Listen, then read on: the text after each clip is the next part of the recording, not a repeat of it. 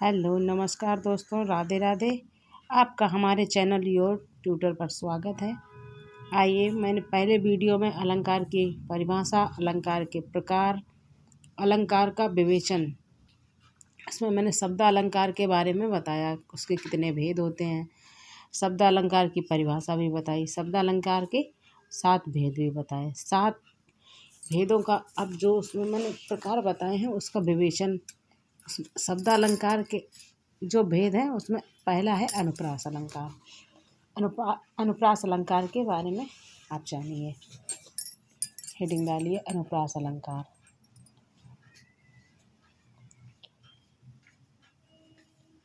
अनुप्रास अलंकार, इसमें अनुप्रास अलंकार की परिभाषा लिखिए। एक या अनेक वर्णों की पास पास तथा क्रमानुसार आवृत्ति को अनुप्रास अलंकार कहते हैं। एक या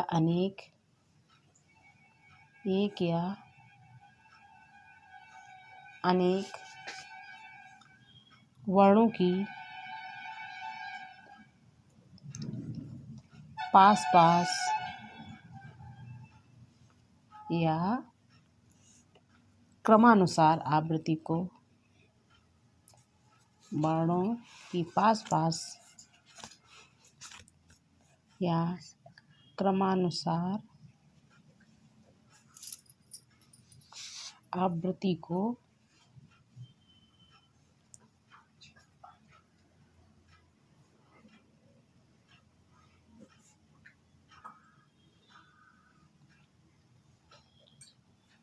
अनुप्रास अलंकार कहते हैं।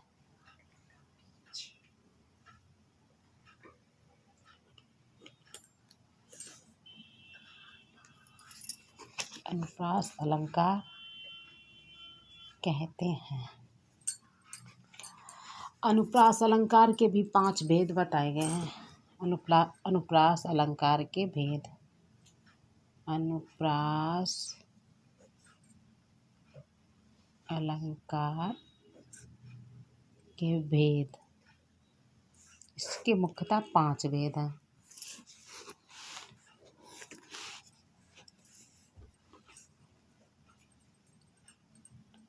इसके मुख्यतः 5 भेद हैं।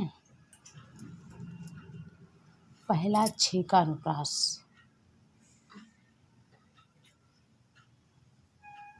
पहला क्या है? छेका अनुप्रास।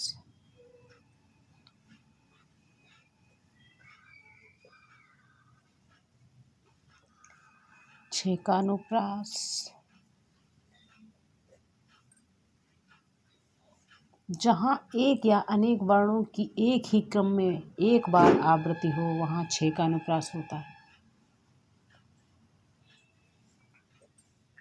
छेका अनुप्रास की डेफिनेशन लिखिए आप। जहाँ एक या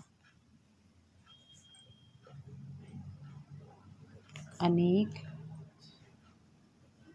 वर्णों की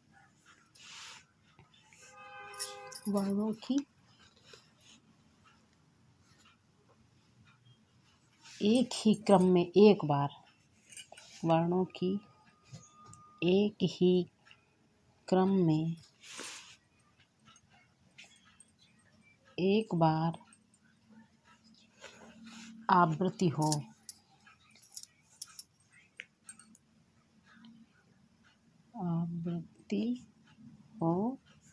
वहाँ छेका अनुप्रास अलंकार होता है।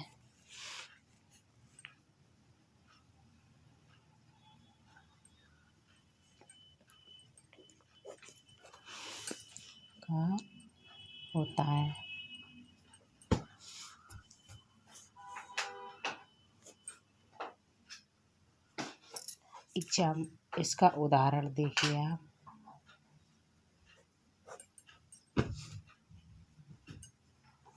इस करुणा कलित हृदय में अब बिकल रागिनी बजती। इस करुणा कलित हृदय में अब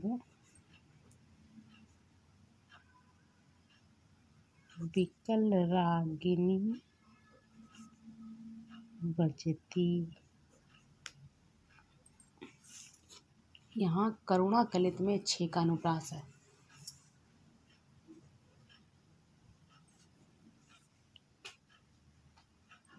करुणा कलित में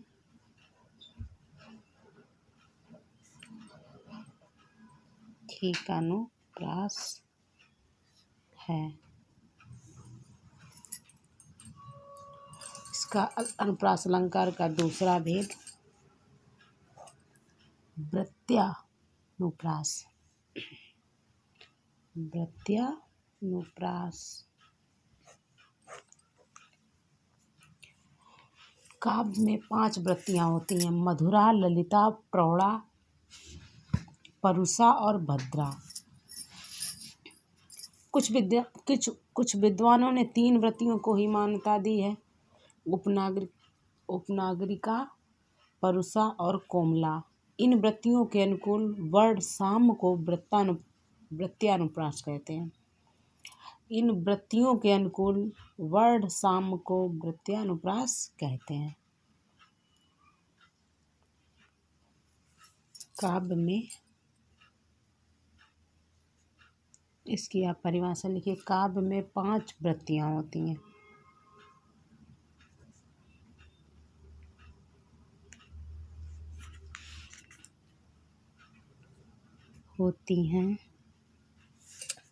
कौन कौन सी? मधुरा, ललिता,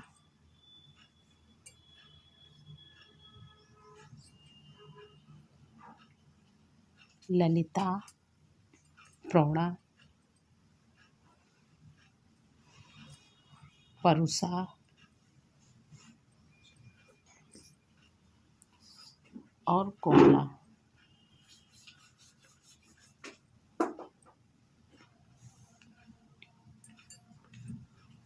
इन वृत्तियों के अनुकूल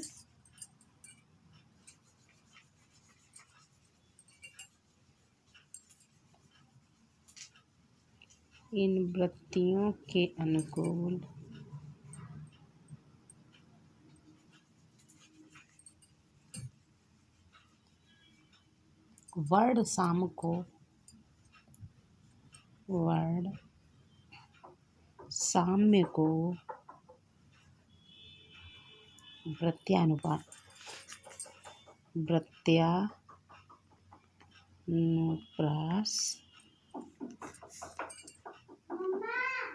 अलंकार कहते हैं।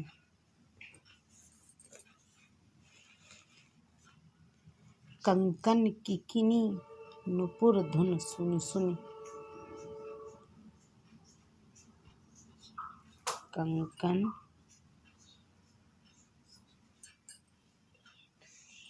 किकिनी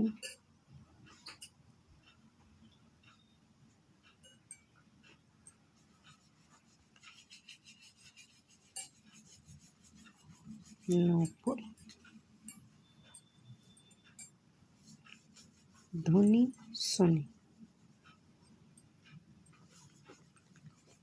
यह है उदाहरण।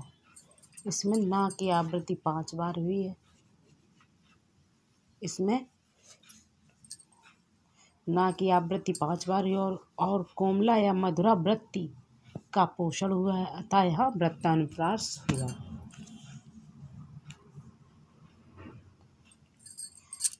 और इसके नेक्स्ट वेद में आया है श्रुत्यानुप्रास। तीसरा कौन सा है?